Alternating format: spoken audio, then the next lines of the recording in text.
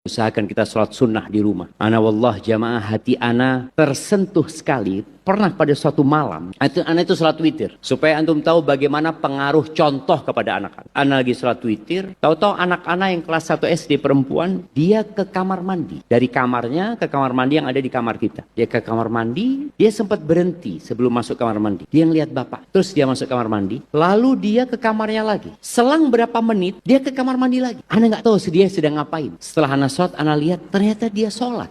Dia ambil wudhu. Kemudian dia sholat. Itu jam 2 malam. Karena anak-anak itu belajar dari melihat lebih daripada belajar dari mendengar. Jangan dikasih nasihat terus, kasih nasihat terus. Kasih contoh anak-anak itu. Kasih contoh antum pegang HP yang dilihat itu yang bermanfaat. Sehingga anak itu tahu yang ditonton bapaknya apa sih. Kalau bapaknya sedang duduk di pojok itu ngapain bapaknya. Apa yang harus antum rahasiakan dari anak-anak antum? Kalau itu kebaikan. Ketika seorang ayah pegang buku di rumah, anak-anak akan cari buku. Dan antum praktekkan itu. Maka usahakan di rumah itu ada waktu baca buku. Bapaknya, ibunya, anaknya mau tidak mau dia akan cari buku untuk membaca. Rasul SAW bagaimana mendidik para sahabatnya dengan sholat di mimbar. Praktek sholat. Ketika haji, kenapa beliau naik onta? Padahal lebih utama jalan kaki dalam perjalanan itu. Di antara hikmahnya agar para sahabat melihat bagaimana tata cara melaksanakan ibadah haji. Memberikan contoh yang baik.